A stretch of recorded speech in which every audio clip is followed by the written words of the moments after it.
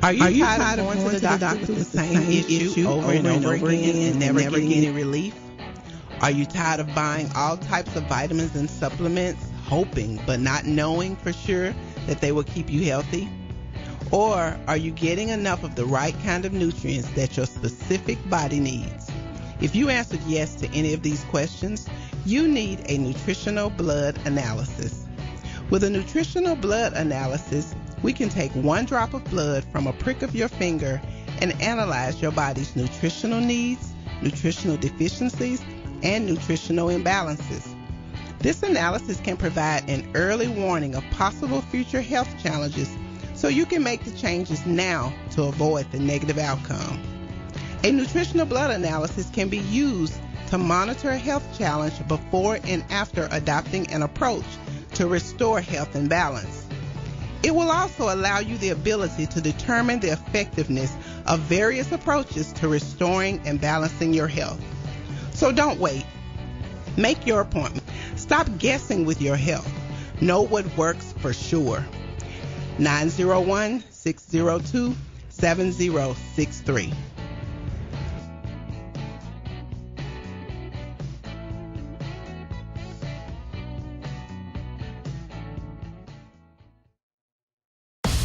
This is Sergeant Chris Richardson with the Tennessee Highway Patrol, here to explain the Tennessee Hands-Free Law, which is a new state law effective July 1st, 2019. In Public Chapter 412, it makes it illegal for a driver to hold a cell phone or a mobile device with any part of their body, to write, send, or read any text-based communication, to reach for a cell phone or mobile device in a manner that requires the driver to no longer be in a seated driving position or properly restrained by a seatbelt, to watch a video or a movie on a cell phone or a mobile device, and to record or broadcast video on a cell phone or a mobile device. So, can I still talk on my cell phone while driving? Yes. A driver is permitted to use an earpiece, headphone device, or a device worn on a wrist to conduct a voice-based communication. The driver may use one button on a cell phone or mobile device to initiate or terminate voice communication, and voice-based communication may also be used to send a text message. Learn more at handsfreetn.com. CJ Used Appliances, located at 3530 Jackson Avenue here in Memphis, Tennessee. Call them at 901-487-7882. CJ Used Appliances has the best prices in town, sales and service, heating and air. Also the best appliances you'll find anywhere in the Mid-South. Refrigerators, microwave stoves, washers and dryers, deep freezers, dishwashers, whatever you need in used appliances. And folks, I'll tell you, they're the best used appliances anywhere you'll find. That's CJ Used Appliances, 3530 Jackson Avenue. All appliances come with warranty. You can call them at 901-487-7882. Again, 901-487-7882, CJ Used Appliances. B-Graphics Printing, located at 890 East Range Road in Memphis, a complete print shop for all your printing needs. They do it all. Color copies, resumes, funeral programs, rubber stamps, full-color business cards, wedding and graduation invitations, and more. 30-plus years of quality work and service. They're open Monday through Friday from 8 a.m. to 5:30 p.m., located at 890 East Range Road in Memphis, Tennessee, 901-345-9294. C-Graphics Printing. C&S Motors Auto Sales, located at 2508 Summer Avenue, here in Memphis, Tennessee. Call them at 901-323-8778. C&S Motors Auto Sales has been around since 1984. Go by and see Chris today for some of the best pre-owned and used vehicles in the city. They have SUVs, minivans, cars, trucks, whatever you're looking for in pre-owned used vehicles. Hey, you can find it right there at C&S Motors Auto Sales. See Chris since 1984. They will treat you right. Call them at 901-323-8778. That's 901-323-8778, 2508 Summer Avenue, C&S Motors Auto Sales. This is Sergeant Chris Richardson with the Tennessee Highway Patrol. Pedestrian safety is a two-way street. Both drivers and walkers need to do their part to keep roads safe. When you're walking, remember, the drivers may not always see you, so remember to use these tips to continue to walk safely. Wear bright clothes. Always use crosswalks and obey signs. Lights and reflectors should be used. And finally, keep alert and do not walk distracted. This message brought to you by the Tennessee Highway Patrol.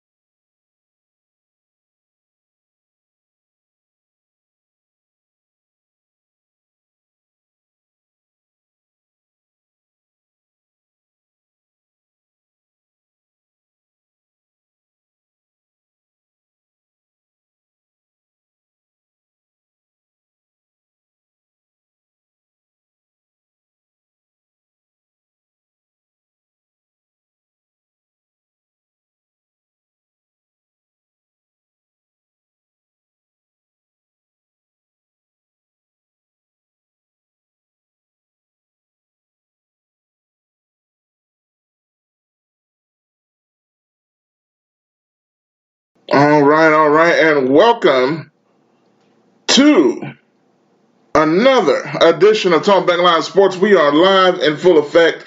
I am Josh Midget, your host, here and ready to talk some sports, man. Definitely appreciate y'all for tuning in, for checking me out on this Thursday, the final day of the week for myself and for Talkback Live Network, really this week.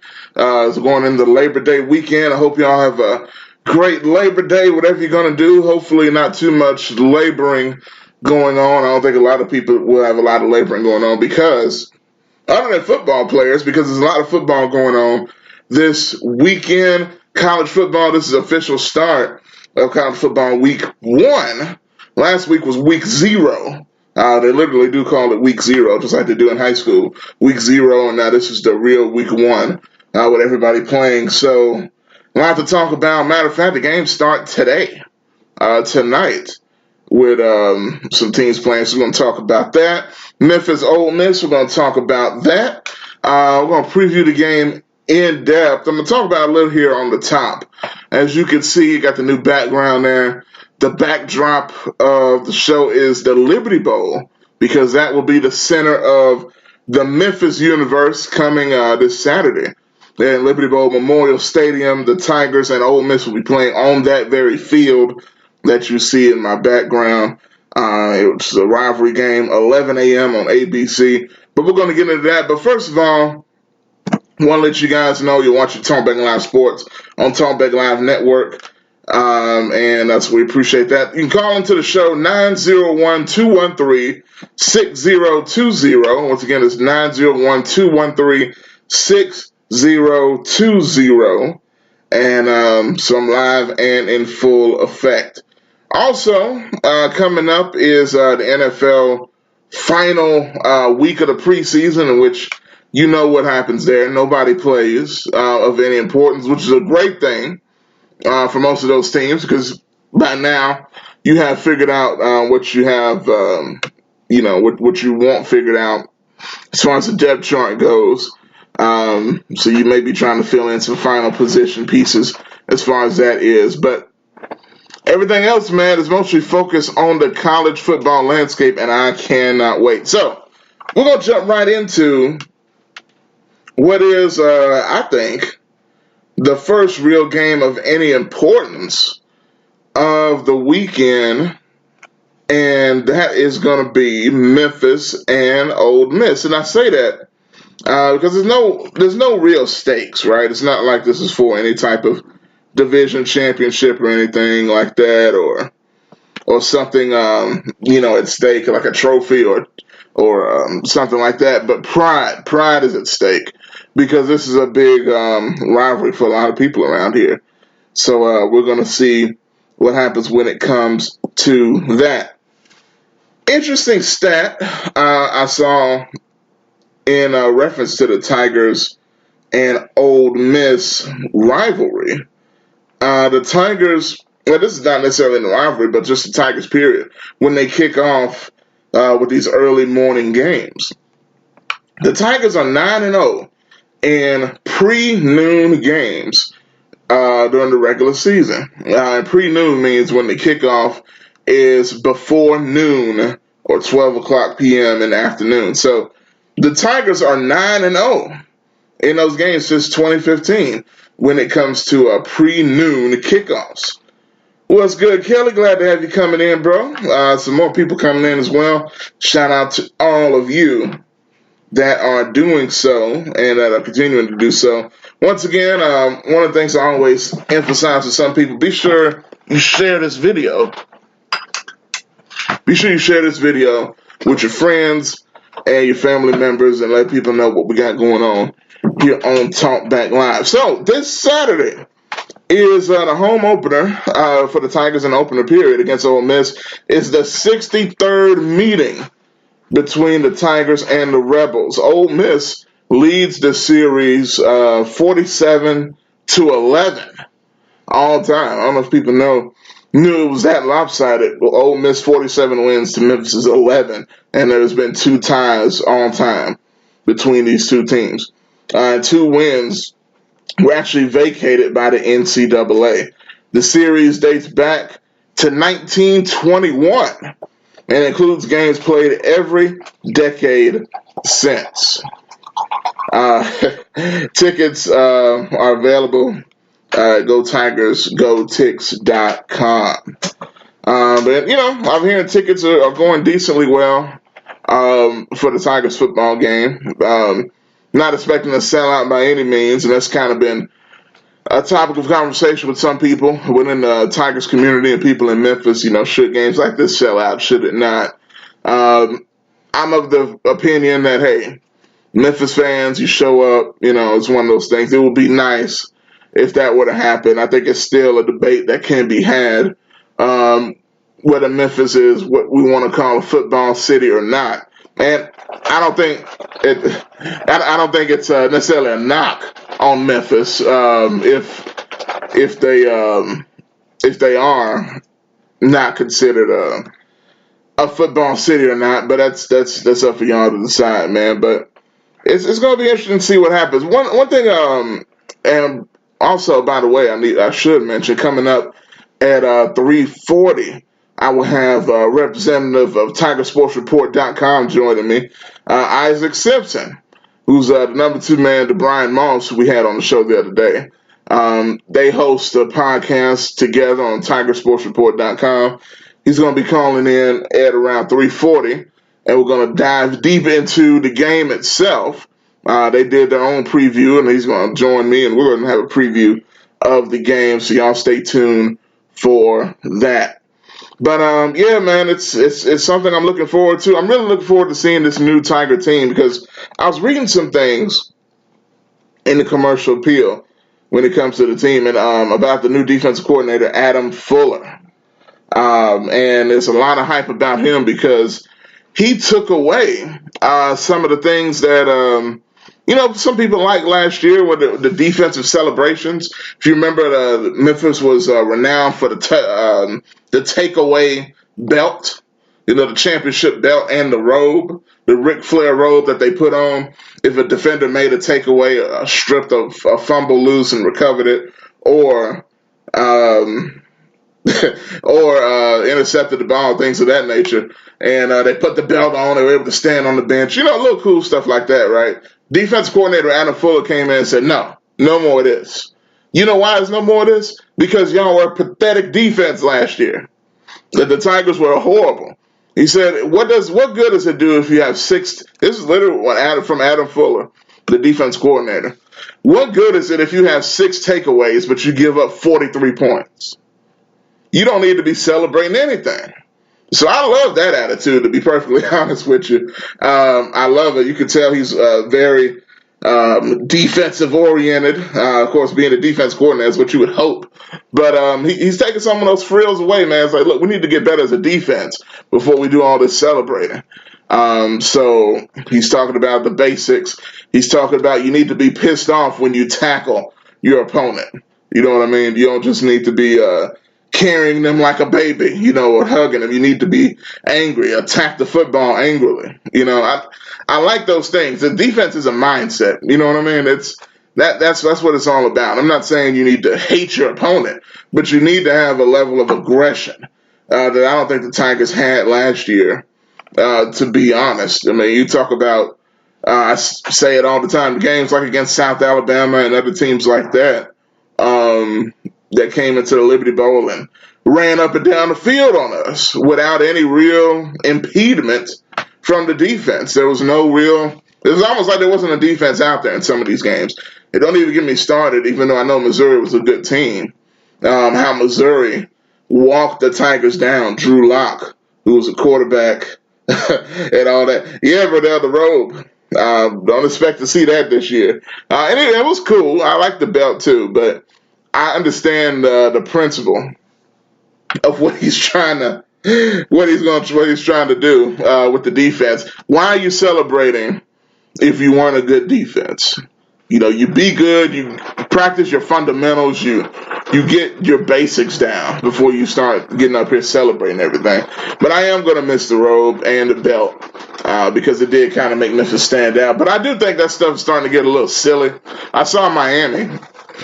You can tell everybody's trying to one-up each other now with these things. Miami had the gold chain. It almost looked like brass knucks or something.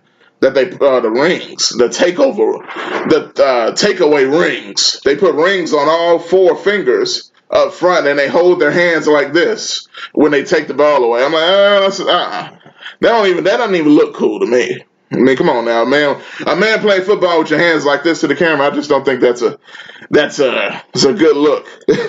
We're doing too much when it comes to some of this stuff. But y'all let me know if you agree or you disagree with some of the little frills they're throwing in there. It's all fun, but, come on now. Take over rings? What are we doing? Really? Yeah, come on now. 901-213-6020. You call into the show before my guest comes on in about 20 minutes or so. Talking Tiger football. Greg, how you doing, brother? Facebook Live audience talking to you right now. Kelly comes in. He says, wow, I didn't know the all-time series record was that one-sided. I didn't either until I researched it there. Once again, in case you didn't know, the all-time record of the Memphis Ole Miss series, Ole Miss has the lead in the series, 47 wins to 11. 47 to 11 all time, with the series dating back to 1921. So, Bob says, looking like gangsters with those rings. Looking like something. I don't know what I want to say. When you got your hands like this, and I know trying to say you balling or whatever. Yeah, you're right. The FSU Florida State bag was terrible. I get that, man. Greg says the stadium is too big. Playing the teams that we have in our conference doesn't garner much excitement. Makes a lot of sense. Do you guys agree with that? Because I still go to my point, one of the main points I've been making this week about Tiger football and attendance. It seems to me, and this is not a shot on Memphis fans, but it seems to me that Memphis fans always require a little bit extra compared to other football fans when it comes to giving you a reason to come to the games. LSU and Alabama, and I know those are programs that won national titles. Maybe it's not fair to compare to those teams.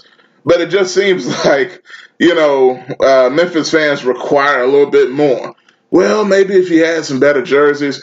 Well, it was raining. Well, it was a little too cold for me to go out. You know what I'm saying? Well, they were only playing UAB or SMU or, they weren't playing Alabama or something like that. It feels like Memphis fans always have a qualifier to why we should go to the games. Even the Ole Miss game I was seeing on Twitter, some fans were like, well, it's only Ole Miss, and this isn't the same Ole Miss team we've seen in the past, back when Hugh Freeze was cheating for them back in the day, getting all these illegal recruits by any means necessary, if you remember. It's not as exciting as that was. So y'all let me know if I'm right or wrong on that. You can hit me up in the Facebook chat, and you can hit me up at 901-213-6020. Another stat that's kind of interesting. I heard that Memphis is 4-24 against Power 5 schools. 4-24. I'm not sure over the period of time. That must be a particular period of time. But 4-24 against Power 5 schools, which means the 5 main conferences in the country. So that's kind of surprising to me as well. Hopefully that doesn't rear its ugly head. Because everybody's been talking about Memphis is the favorite in this game.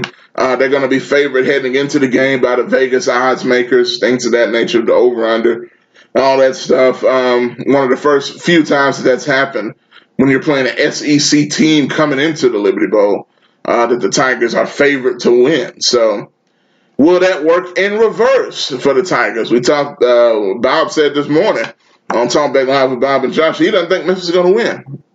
You think Ole Miss is going to come in here and beat the Tigers because the Tigers may hit their butt on their shoulders a little bit too much because they're expected to win. I hope that's not the case. I'm hearing the Tigers may wear one of their new uniforms heading into the game. I'm sure Isaac may have some inside information on that whole thing when he comes on in a little bit. Yeah, that must be recent, Verdell, 4-24. Because I know back in the 70s, Memphis beat teams such as Alabama, Tennessee. They beat Tennessee in the 90s. So, I don't know. But nonetheless, it's very interesting. And let's see what else we got here. Greg says, Memphis doesn't have a winning tradition that will make the rabbit-type fans. That's interesting. What does it take to build that? Doesn't it take time, fan support to build that winning tradition? Verdell says 30 to 40,000 for a basketball town is not too bad. So it seems to me that that's the baseline expectations.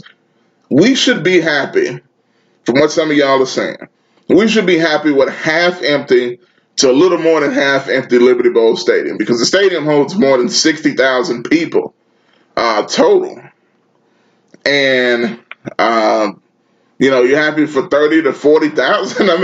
That's kind of, so it's either one of two things then. Either the stadium's too big, or, the fans just don't want to show up. What is it? Because 60,000 in comparison to a lot of stadiums around the country is not that many people. 60,000 is great for Memphis, and I would love 60,000 every week. I think we need to meet that baseline before even thinking about trying to increase, or we shouldn't even be thinking about that at all. But compared to other stadiums, even, average stadiums out there, some 70, some 80,000. But once again, to be fair, some of those teams have better football track records than Memphis. So we shall see. GKP says, we don't care about uniforms, we care about wins. Verdell says, we got wins over USC and Florida as well. Yeah, that's back in the day. Memphis did. Memphis was bad in a good way back in the 70s and 80s. So if some of y'all don't know, go back and research. Memphis actually beat Bear Bryant's Alabama team back in those days, which is pretty amazing to think about. So 901-213-6020. Talking a little bit about the Memphis Ole Miss game. Going to get more into details in the muck and mire and the mud about the situation when Isaac Simpson from TigerSportsReport.com will join me as co-host of their podcast as well, with Brian Moss, who's the publisher as well. So we're going to talk to Isaac about the game and some more things. But how do y'all feel, man? It's Labor Day weekend. It's a weekend, another one of the weekends people like to get out and grill and watch football. And it's so perfect because it's always right in line with the beginning of college football season. And we got some games this weekend, man. We finally got some real games to look at and to look forward to. One of the games I'm looking forward to, I was just looking at here, looking through the schedule, of course, really looking at Saturday's lineup. Indiana, Ball State, nah. Toledo, Kentucky, nah. You're going to have a lot of those games. But the really first game of note will be Memphis versus Ole Miss. So I'm going through the lineup here, live here, so y'all bear with me. We got Tennessee, Georgia State. How y'all feel about Tennessee coming into this year? Jeremy Pruitt, his second year as Tennessee Vols head coach. I know most of y'all probably hate the Vols, but for those of you that don't, how do you feel? Do you feel Tennessee will ever get back to where they were? Jeremy Pruitt from Alabama, trying to bring some of that winning culture to the Vols, and he feels like he's making some progress. We got South Carolina taking on North Carolina in Charlotte. That's going to be interesting. Duke. The Duke Blue Devils is taking on the Alabama Crimson Tide on ABC at 2:30. So that's going to be right after the Memphis game. So Memphis is I won't say the headliner, but the first game, and leading into Alabama Duke, which they will be playing in the Mercedes-Benz Stadium in Atlanta. So that's going to be pretty awesome at 2:30 Central Time on ABC. Alabama's going to destroy Duke, so don't get it twisted. Duke has a good football, has a decent, I'm not even going to say good, a decent football program. But Alabama is going to crush, smash, destroy Duke. As many other words as you can come up with. And Bob agrees with me, just to let y'all know. Also, looking through some other matches here, I'm sure y'all are looking forward to that incarnate word at Tennessee's Texas San Antonio game. I'm not sure what's going on with that one. Let's see here. Okay, big game coming up later on. 6:30 Central Time on ABC again. ABC with some huge games, as per usual. The number 16th ranked Auburn Tigers taking on the 11th ranked Oregon Ducks. Pac-12 versus SEC in Arlington, Texas. So neutral site game right there. That's always pretty cool to see the interconference matchups there. We'll see what happens there. A couple of contrasts to style, so to speak. So we'll see what happens. The third-ranked Georgia Bulldogs. Y'all didn't know Georgia's ranked number 3 in the country, right behind Clemson and Alabama, taking on the Vanderbilt Commodores. And we'll continue through the schedule in a minute. But we got the phone lines ringing, so you know what that means. It means we need to go to the phone lines.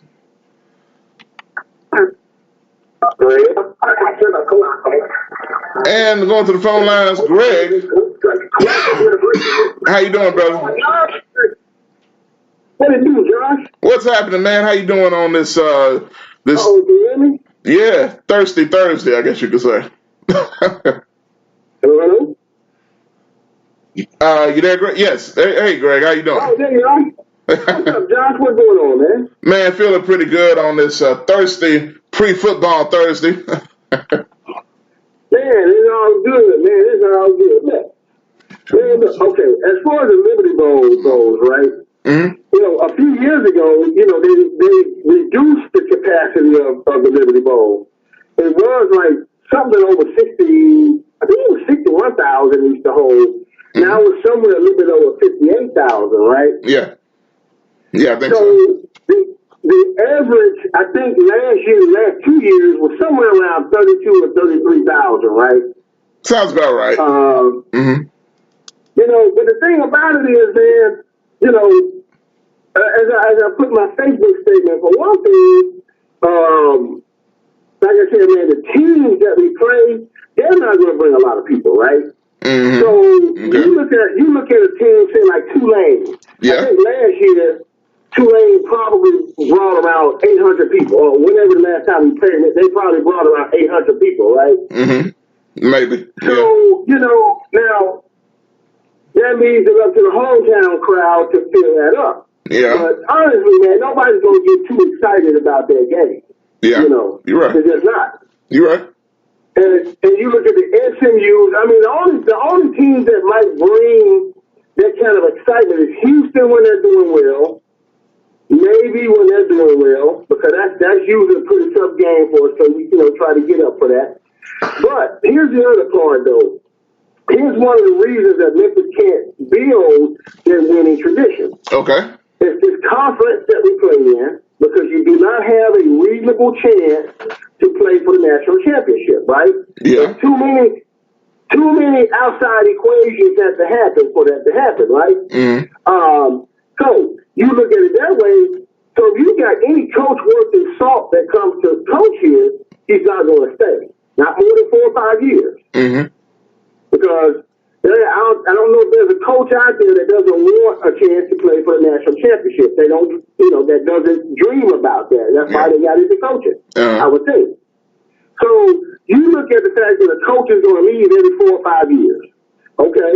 Well, you know what that means? That means the program has to retool every 4 or 5 years. Yeah. That new coach that comes in, he's got to build his brand up. He's usually going to be mediocre or to either sorry to mediocre years to then get it built back up, right? Yeah.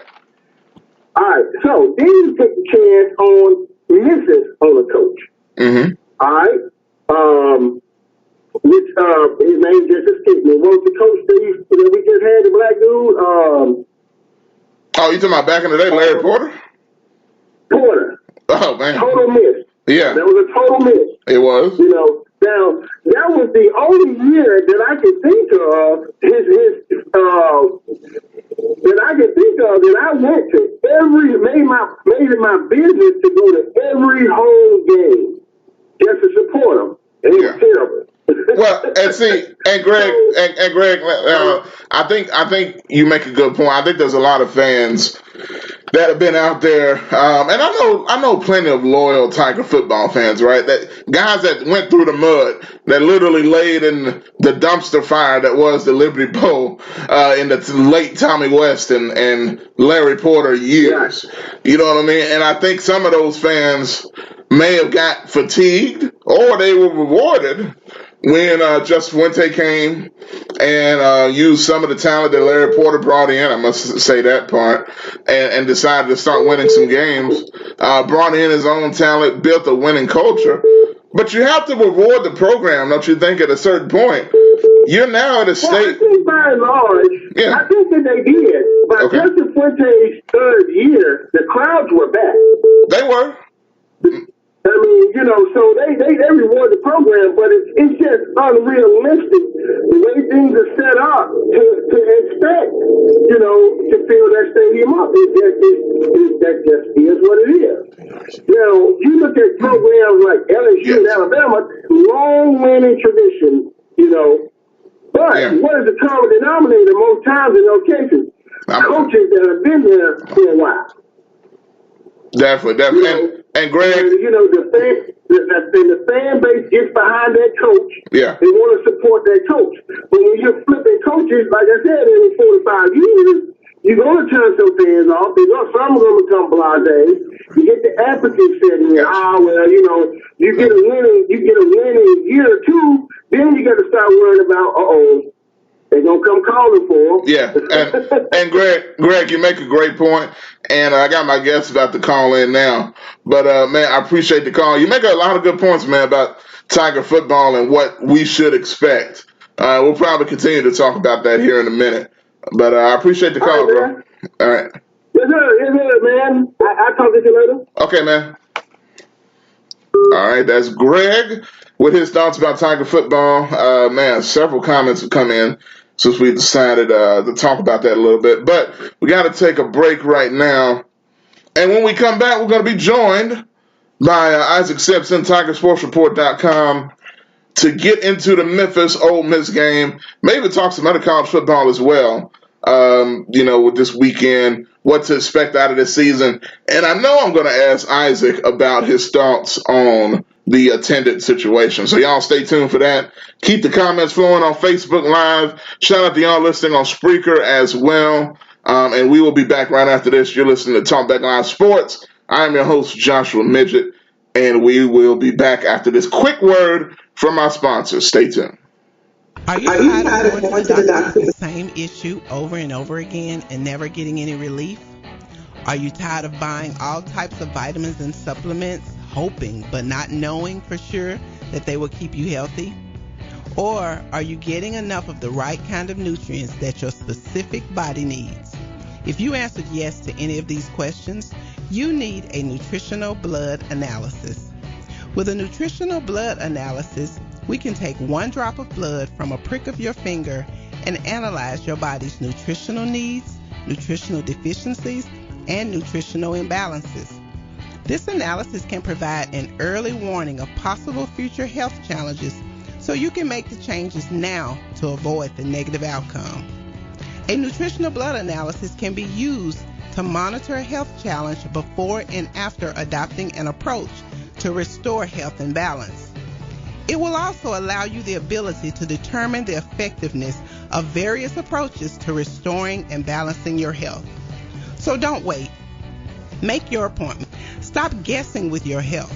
Know what works for sure. 901-602-7063.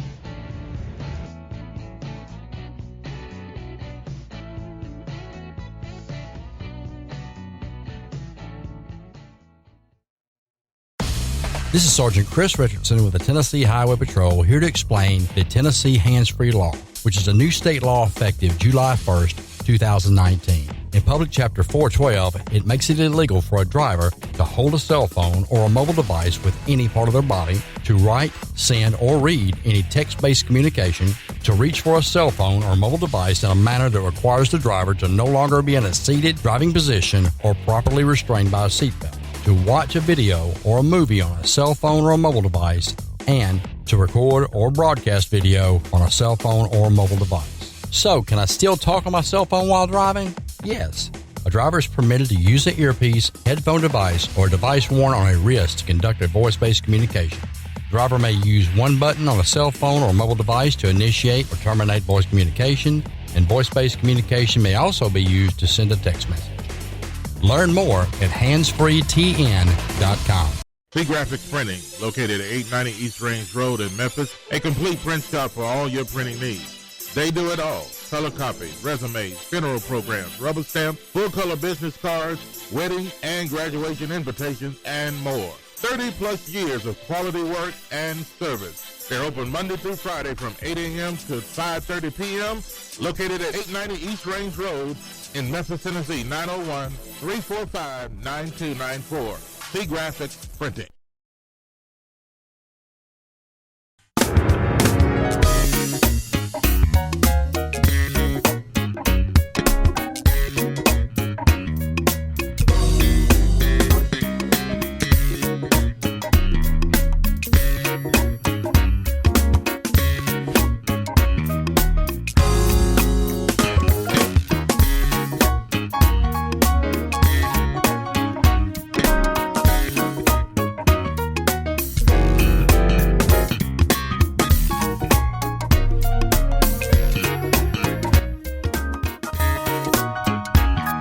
Live and in full effect. I appreciate y'all for tuning in and for watching and for listening and all that, man. Shout out to people on Facebook Live. I may read y'all comments on the back end because we got our special guest live on the hook. I was going to go and get him in, man. Known him for quite a while and doing this thing in the media world now. My man Isaac Simpson, TigerSportsReport.com, and the co-host of the podcast on Tiger Sports Report. I'm gonna let Isaac talk about all that with him and Brian Moss and all the things y'all doing. Isaac, man, how you doing? Man, can't complain, man. Ready to get this thing kicked off, man. College football really started tonight, but Saturday, man, big game, out of the Liberty Bowl, Memphis and Ole Miss, man. I'm excited for 11 a.m. Can't wait. Yes, sir. Can't wait. But, man, we were talking about, I had a lot of comments come in, it was a caller, we were talking about it as well, about the whole attendance thing with Tiger football. I know even with you, when you were being Bob back in the day, that was a thing we was talking about back then, when Tiger football and Fuente was bringing more people, but you would still think at certain points, man, We just can't seem to get to that sellout level. And even now with Norvell continuing to recruit well, haven't really won the bowl games yet. But just about everything else you could do, you get the AAC title games, things of that nature. Do you think Memphis is just not a football town, or do you think this is as good as you can get right now?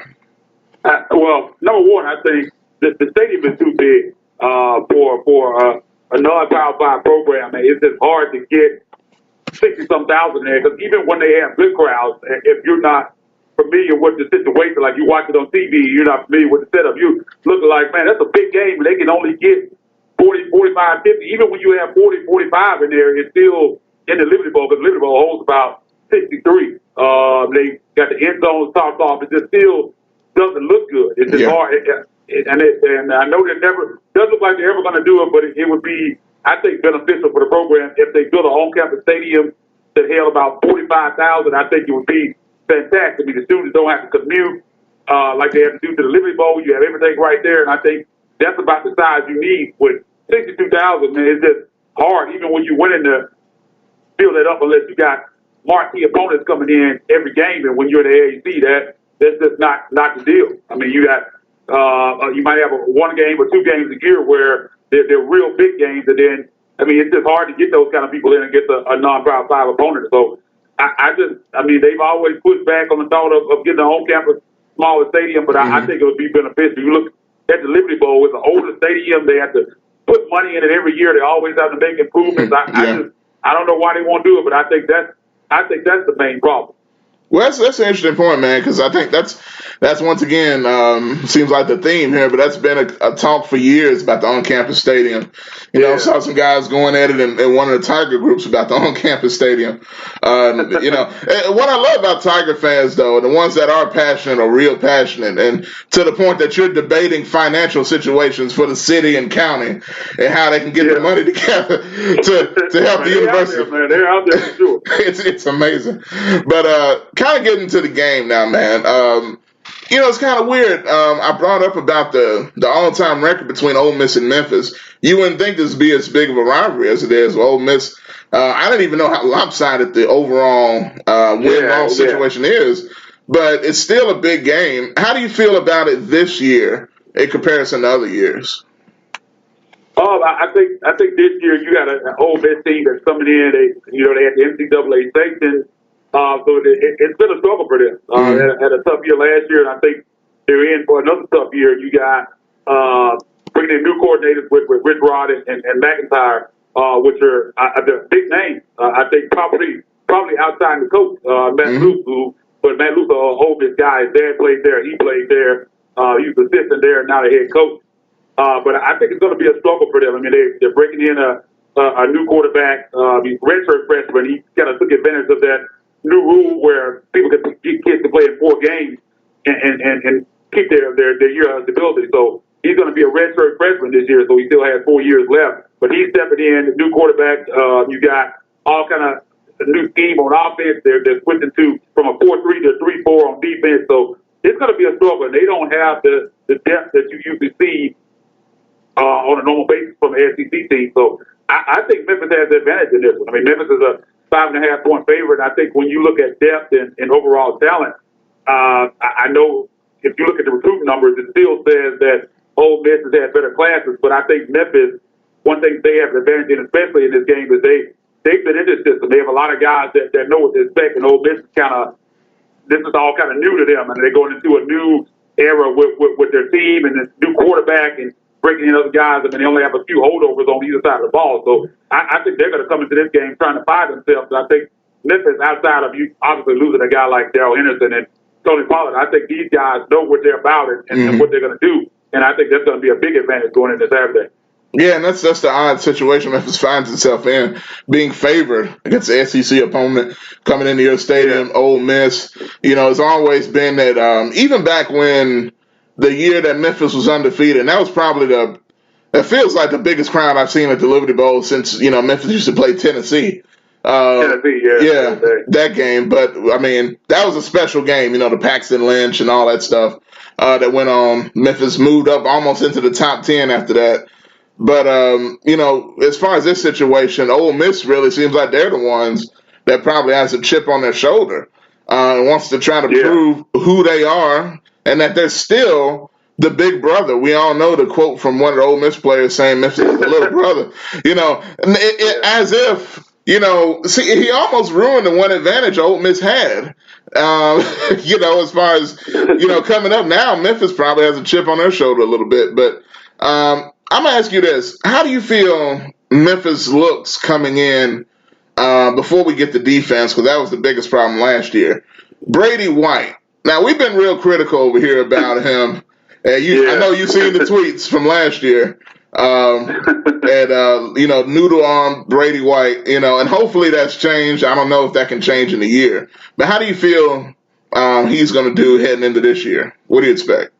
Yeah, I've been kind of the same way. And some Tiger fans just kind of jumped on me and said I've been a little bit too negative on Brady. But, I mean, you just saw, just to go back to prime example, that Navy game last year. Oh, man. In the rain. Half, they were running all over Navy. Navy couldn't do anything about it. Darrell Henderson, Patrick Taylor both were getting loose on their defense. They couldn't do anything about it. Then the rain came, and they got to a situation to where they had to throw the ball down the field to try and win the game. And anytime that situation arose, it started there, and we saw it continue throughout the year. They struggled. Anytime they got to a situation where they really had to try to put the ball down the field, they couldn't control the clock, run the football, and they stacked the box and load up on the running game. Yep. They struggled. Now, I've been out to practice, and I mean, one thing you can see about Brady White, he's noticeably big. I know Coach Norvell said he's put on 15 to 20 pounds of muscle, and you can see that. I mean, he's bigger, and it's not bad weight either. You can see that he's put on some weight. But, I mean, I don't think he's ever going to be a guy that can really just throw the ball, bomb the ball down the field. But he has a lot of weapons on his offense, and he has to be able to get these playmakers the football. And I think he can do that. But I think, like I said again, especially when you don't have that home run hitter in Darrell Henderson like you had last year, it's going to be interesting to see can he really take the man of this offense. Because anytime again where the game got on his shoulders and he really had to go out and win the game with them, those are the times that they struggle the most. And I just don't know if that's something, especially at his age now, or at his stage of development, that he can really turn into a guy that can change that. Because I don't think. I mean, you have a weak arm, a guy that doesn't really have a strong arm. There's not much you can do about it. It's one of those things that either you have it or you don't. And from what we've seen, he just doesn't have it now. You can improve marginally, but I don't think he'll ever be that guy. So I think this offense is going to be tailored around getting these playmakers in space and getting yards at the catch, the yak yards, as they say, and him getting the ball to them and they just getting out and making plays. I think that's what it's going to have to be. Because Patrick Taylor, as talented as he is, and he can bring out the long run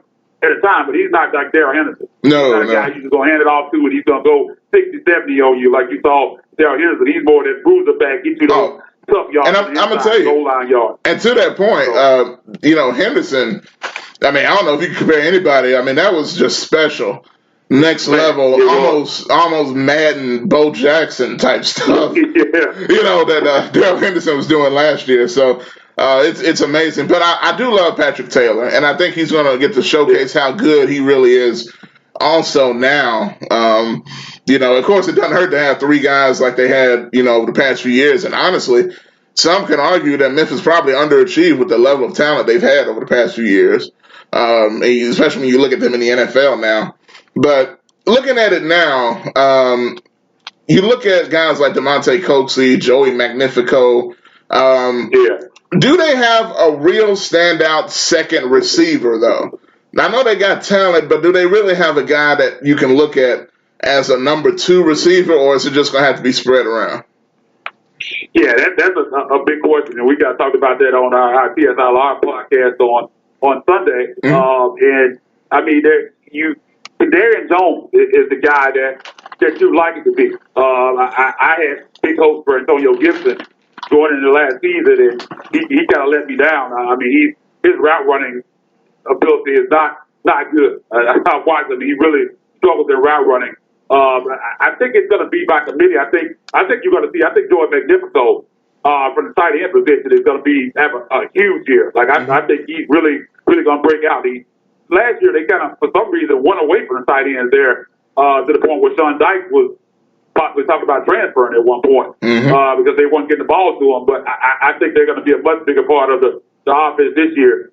But for the receivers, I think Antonio Gibson has to be that guy. Kadarius Jones, has to be that guy. He's a senior, and he has some ability. He just hasn't put it together consistently. But if he can consistently put it together, I think he's the guy that has the talent to step in and be that secondary guy behind Demonte Coates. Because you gotta have that guy. And I think at times they struggled last year. That's another reason why I think they struggled at times last year, because once teams bottled up Coates, they really didn't have anybody else to go to.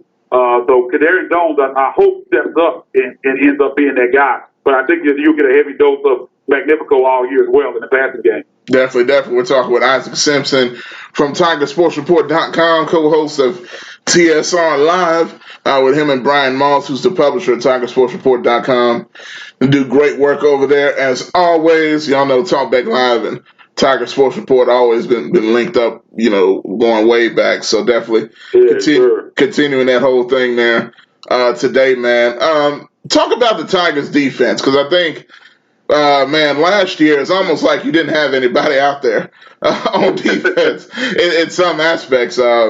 It was just kind of crazy. And the weird thing I always felt, and I talked to Brian last week, and I'm like, man, it's weird. I feel like the Tigers defense has talent. Like, you see it, but it just doesn't seem to come together. How do you feel that's going to happen this year with the new defensive coordinator? It seems like he's bringing a whole new mindset. Yeah, man, I'm excited. I'm excited about this defense. I think this is going to end up being the best defensive year of this era. This Fuente into Mike Norvell era.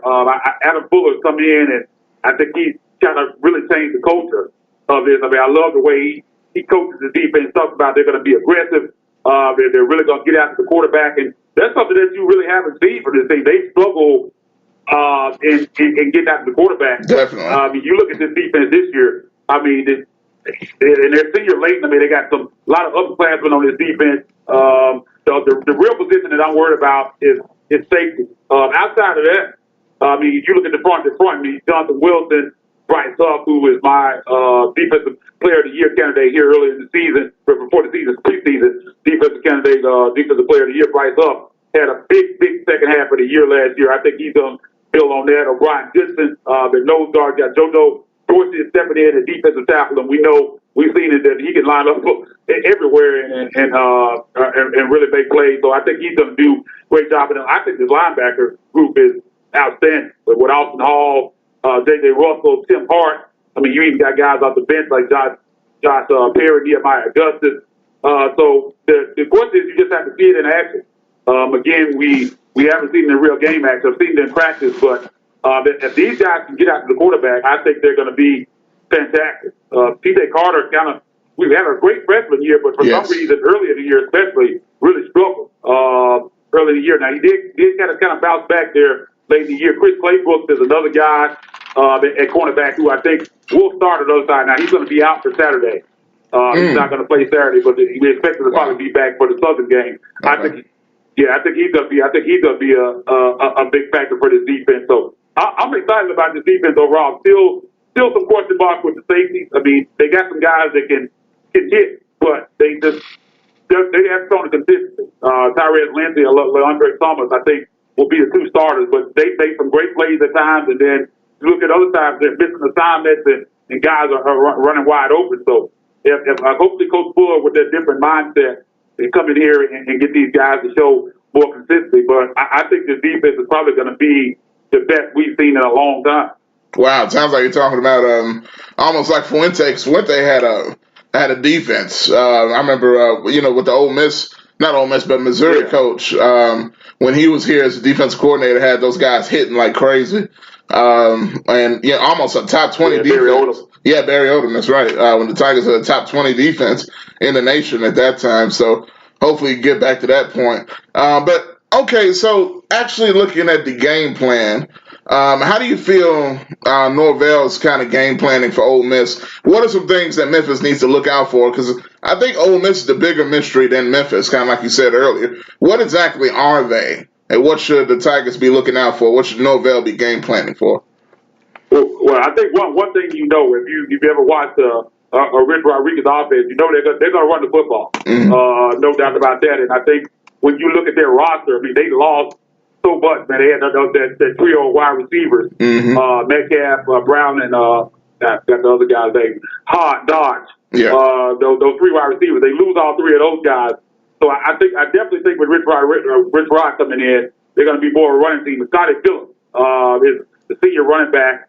Was almost 1,000-yard back last year. He hurt his ankle in the Texas A&M game. Was kind of banged up down the stretch. He ended up with close to 1,000 yards. I think he's going to be. You're going to get a heavy dose of him on Saturday. And they got a couple guys.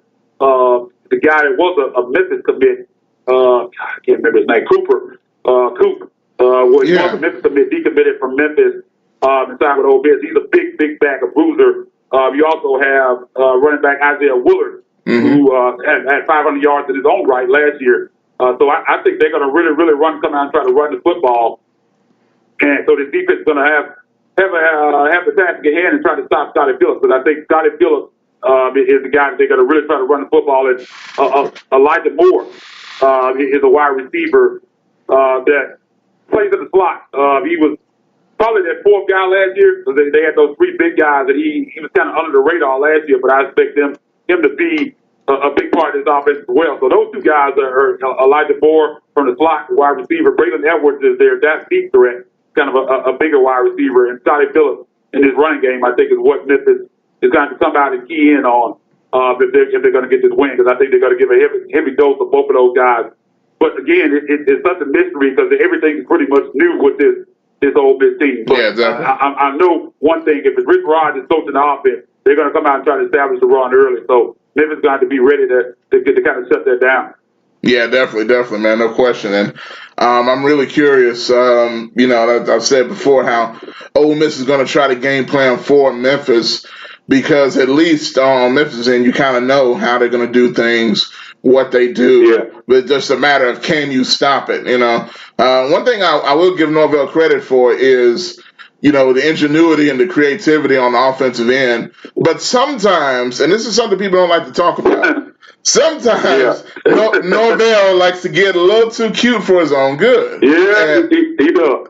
and it costs Memphis in the wrong situation. You can't get, I almost didn't mind it when you had Anthony Miller and Riley Ferguson, who's basically like a baby Brett Favre out there just doing crazy stuff in a good way. But when you got a guy like Brady White out there, you got to be careful. And I think, despite all that, the reason why Brady White's stats look so good was because those guys were so good at creating after the catch. Tony Pollard, Darrell Henderson, all those guys, even the slot receivers, Magnifico, Dykes. You got so much, depth when going across the middle. They can make stuff happen. But after a while, when people figure that out, what are you going to do? Are you just going to pound the ball?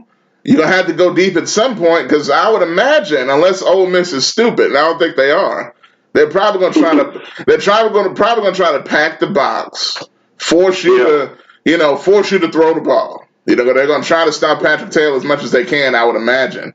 And I guess the question would be, can Brady White throw it over the top? And we'll see what happens. Yeah, it's going to be interesting, because I think you made a great point there. I think teams, especially when you have a guy, like I said, I love Patrick Taylor, and I think he has NFL talent, but he's a different kind of running back than Darrell Henderson. Darrell Henderson was a guy when he got loose like that, there wasn't much team to do about it. But when you have a bruiser like Patrick Taylor, I think it's going to be a little bit easier for teams to kind of stack that box and shut that down. And again, that question comes up: can Brady White beat you over the top? Because at some point you're going to have to make throws. It doesn't matter how good your players are. If your quarterback, and they stop the running game, if your quarterback can't get the ball to your talent, and those playmakers out there, you're going to struggle to move the football. So, and I think against Ole Miss, I think we're going to find out a lot about this team early, because you look at Memphis' schedule.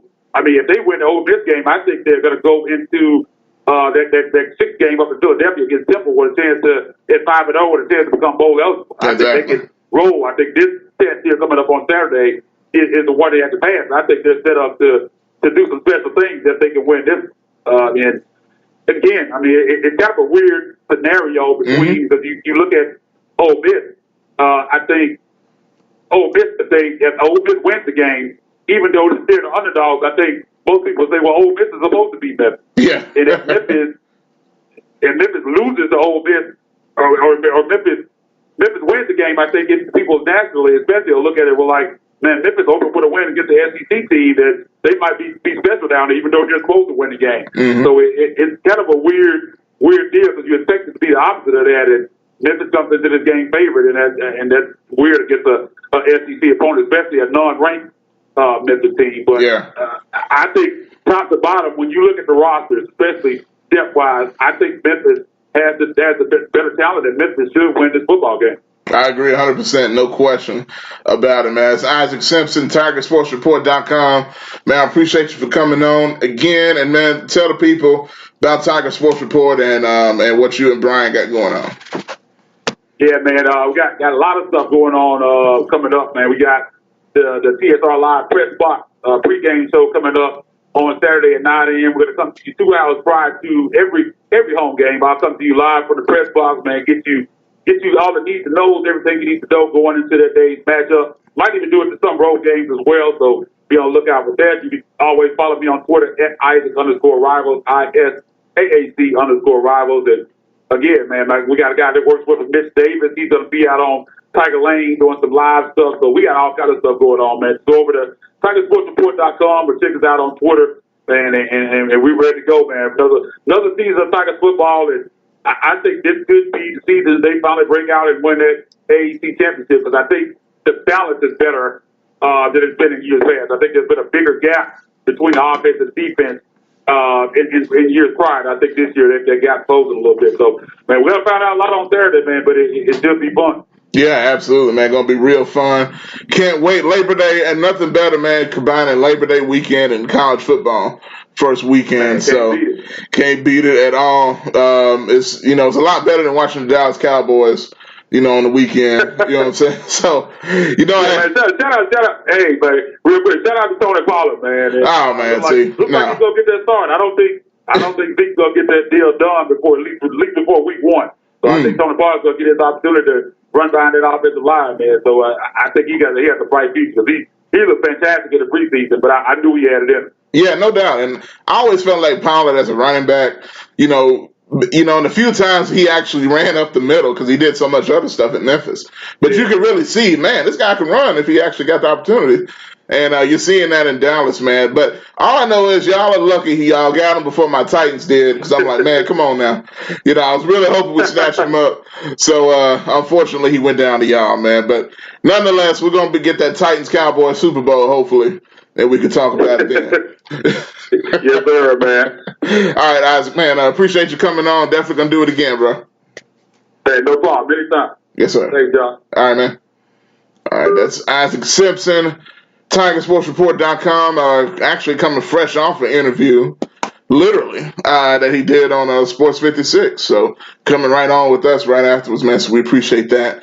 As always, the good folks, Brian Monson, all those people at TigerSportsReport.com. So let me get some of these few comments in. I know I missed several here, and I can only see some of them here. But Jet, we were talking about the Tiger attendance. I'm not going to go too much more into that. Just wanted to be fair and read some of these comments that I missed. Jet says, I know it's a lot of out-of-town JSU and TSU alums, but with the proper marketing to us, they'd fare far better. Now, what Jet means by us, and I missed his other one before that, where he was talking about they need to cater more to the black public of Memphis, the black fans. Now, I hadn't heard that specifically, but what exactly can you do? I mean, do you set up in the black community? I mean, Liberty Bowl is already basically right there in the black community, to be perfectly honest with you, right there. And I'm not saying in a bad way, it just is what it is, the location. I don't know, maybe they need to do better outreach. I will say this, to be perfectly honest with you. whether you want to call it a knock or not, I don't know. But, I guess you could say they don't really reach out to the black community. But what do you call reaching out to the black fans? What do you do?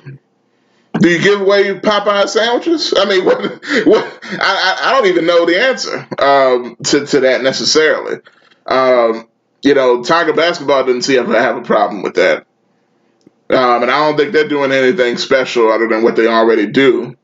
I'll give them this now. I'm thinking about the Tiger basketball team has been out to some community centers, helped give away some back to school items. They interacted with some of the kids in the community. That's a good thing to do. And I don't hear the football team doing that. Maybe that's up to Norvell to organize those things. Does he want to do that? I don't know. Hey, Bob says no. I'm just letting y'all know right now. Bob says no. He doesn't want to do that, so that's why they ain't doing it. But Penny, you already know, but Penny's literally Memphis, born and bred, so of course he's going to do that. But another one here, Verdell says, I think the Southern game will draw more fans just because of the band. Well, Southern has a real popular band, HBCU, because they show out with the bands, so that's pretty cool. Greg, as far as the game, Greg says Norvell is probably planning his usual get the lead and just outscore and hope to have some fortuitous defensive plays. And Greg says, right, Josh, most of the 60, 70-yard gains started as 10 to 20-yard passes. Tim, how you doing, cuz? Good to see you on there. Coming in out of Columbus, Georgia, in the building watching. Shout out to you, brother, out there, and everybody else is out there watching as well. Y'all can still get in a couple of comments here in the last few minutes I'm going to be on here. What do you think? I'll leave this, and even after I'm off, y'all can still leave the comments on there. Memphis, Ole Miss, what is the final score predictions? If you have a prediction, just throw them in the comments. What do you think the final score is going to be for the Memphis Ole Miss game? I'm going to say right now. What's up, Tim? Good to see you on there, man. Got me on here talking sports. All the way in Columbus, man, doing his thing. But I got my score for the Memphis game. I'm going to say Memphis 38, Ole Miss 28. So I think Memphis wins by 10 in the game. So that's just where I'm going. I'm going to circle that, and we'll see what happens. But if y'all got a final score predictions, go and jump it in the box. What is going to be the final score for the Ole Miss-Memphis game this weekend? Liberty Bowl Memorial Stadium, 11 a.m. on ABC. Real quick, to some of y'all that don't know, some of y'all may not be able to watch the game because of a dispute between the DirecTV, I think it's Sling, AT&T, whatever some of those services have a dispute with Nexstar Broadcasting, which is the company that owns the local ABC and 30 affiliates. So y'all may not even be able to watch the game. I don't know if you know that or not. You probably need to check your local provider, make sure you can even see the game. I've been seeing that spread around local news. So if you do have that problem, please check it out. I heard that you can get a converter box with an antenna, and you can watch the game that way. If you have a cable provider that's not letting you watch the game. So y'all need to please be sure and do that. Or you can just buy some tickets and go down to the game yourself and help that attendance out some. So y'all can do that. Verdell's at the same score. I think he may not even heard mine until after he put it on there. So we're thinking alike, man. We're thinking alike. That's why you watch the show, because we're on the same wavelength there. But that's going to do it for me today. I could talk a lot more. As I said, there's a lot of college football coming up. Real quick, I was talking about some of the marquee games. Auburn, Oregon, 6:30 ABC. Y'all be sure to check that out. Georgia, Vanderbilt. Always an interesting SEC matchup to start the season. You got Michigan, Middle Tennessee State, if you want to call that interesting. Some more here. Sunday, this is the game I was looking for. Jalen Hurts. If you remember Jalen Hurts, the quarterback from Alabama that got replaced by Tua Tagovailoa, you remember him. Jalen Hurts won a national championship. He had a storybook ending to the season last year. When Tua gets hurt, he happens to come in and lead them down the field to win the SEC title game. Storybook ending, but he Chris Saban said, man, he toughed it out. He didn't quit and transfer like a lot of other kids, and he stayed out here. Yeah, I replaced him, but he stayed here and got the job done. Well, Jalen Hurts in the offseason transferred to Oklahoma, and he's Oklahoma's starting quarterback now. So he's going to be on the field taking on the Houston Cougars Sunday, September 1st at 6:30, once again on ABC, which seems to have all the games this weekend. I can't wait to see Jalen Hurts. He's in red, but it's Oklahoma red this time, not Alabama, taking on Houston. That's going to be pretty cool. And the final game of Labor Day weekend is Monday night on Labor Day. Number 9 Notre Dame takes on the Louisville Cardinals on ESPN. So that's going to be very, very interesting, all of these matchups. So without any further ado, that's going to do it for me, Talkback Live Sports. Coming up later on today. Notre Dame, Alabama. No, Notre Dame, Louisville. Yeah, Notre Dame, Louisville. Coming up later today, we'll be breaking bread Bible teaching today. So y'all stay tuned for that on Talkback Live Network, right here on this Facebook page, Talkback Live with Bob and Josh. If you have questions or comments, please feel free to leave them in the comments when Bob is breaking down the Bible teaching on there. So that's going to be, once again, later on today. Is it a specific time? 6? 5 or 6. 5 or 6. So watch around that time. We're going to post about it and let y'all know. Verdell says, give me Auburn, give me USF over Wisconsin. Okay. And give me Florida State over Boise. Boise. Now, Boise, that's a good matchup for Florida State there. We'll see what happens. Boise I saw one preseason ranking at them as the second best non-Power 5 team in the country, and Memphis the third best. So that's not going to be easy for Florida State. They've had their problems. I hope the head coach there can get it done because his first year was terrible. That's Willie Taggart, the African-American head coach that took over. First season was really, really bad. After he came in with a lot of hype from South Florida, hopefully he can get it together this season. That's going to do it for me, man. Talkback Live Sports this week. Stay tuned this weekend. This Saturday, I plan on doing my first post-game live after the Tigers Ole Miss game. Stay tuned. Talkback Live Network on Facebook, Talkback Live Network on Spreaker, Twitter, Facebook, all that stuff. And you can just join me. We'll talk about what happened. How did the Tigers blow the game? How did they win the game? Bob thinks that Norvell's going to blow the game. So we're going to talk about all that Saturday after the Tigers Ole Miss game.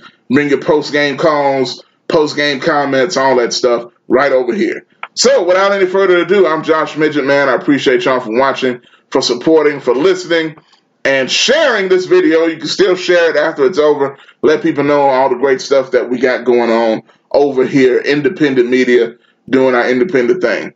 I appreciate y'all. We'll talk to you guys Saturday.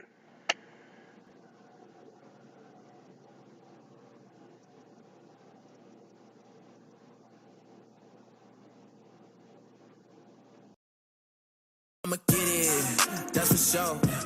I envision, then I go. I don't never look back on the go. Pray hard and then I work and that's for sure. Yeah, I'ma get it, that's for sure. I envision, then I go. I don't never look back on the go. Yeah, pray hard and then I work and that's for sure. Ay, Pops always told me work for what I want. Yeah, always did when they told me that I want.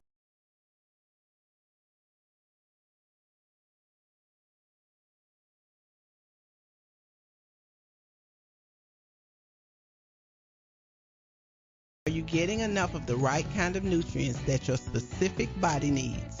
If you answered yes to any of these questions, you need a nutritional blood analysis. With a nutritional blood analysis, we can take 1 drop of blood from a prick of your finger and analyze your body's nutritional needs, nutritional deficiencies, and nutritional imbalances. This analysis can provide an early warning of possible future health challenges so you can make the changes now to avoid the negative outcome. A nutritional blood analysis can be used to monitor a health challenge before and after adopting an approach to restore health and balance. It will also allow you the ability to determine the effectiveness of various approaches to restoring and balancing your health. So don't wait. Make your appointment. Stop guessing with your health. Know what works for sure. 901-602-7063.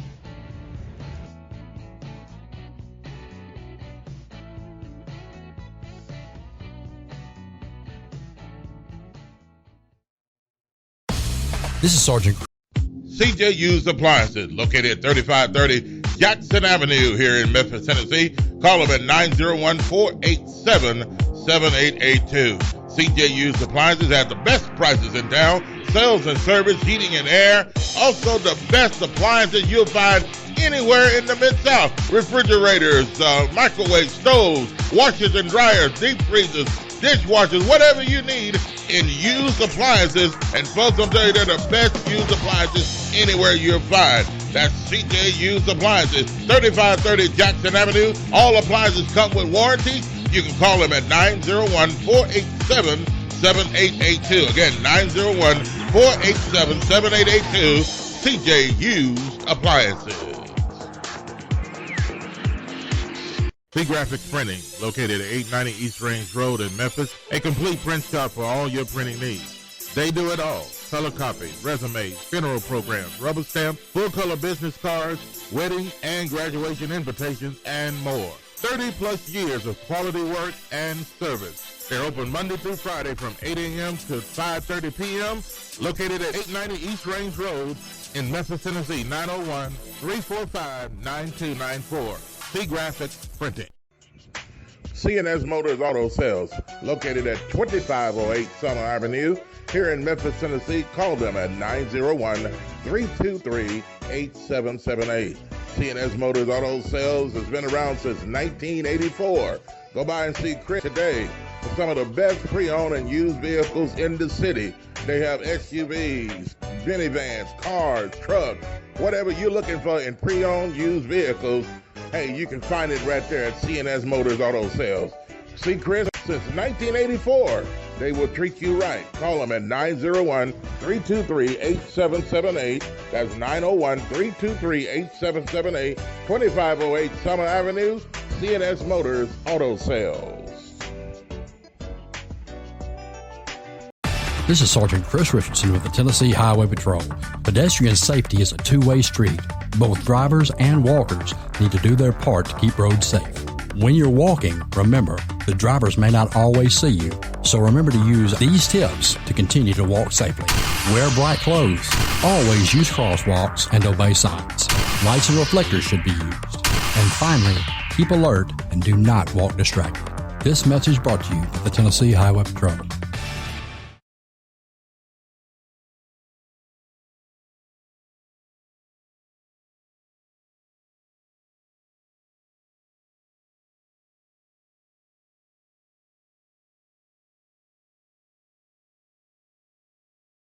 Once again, Le Bonheur has been recognized by U.S. News and World Report as a Best Children's Hospital. We're incredibly proud of this distinction. But do you know what this badge really means to you as a parent? This badge means that you can have the peace of mind knowing that your child is in the best hands. It's a stamp of approval for families to know that our team is providing excellent care for every child. By being transparent with our results, we strive to constantly improve our safety and quality. Thanks to Le Bonheur's reputation, we're able to bring world-renowned physicians such as those in our Top 10 Heart program right here to Memphis. We're honored by this recognition, but we're most proud of the care that we deliver to children and families every day. On behalf of the team at Le Bonheur Children's Hospital, thank you for trusting us with your children.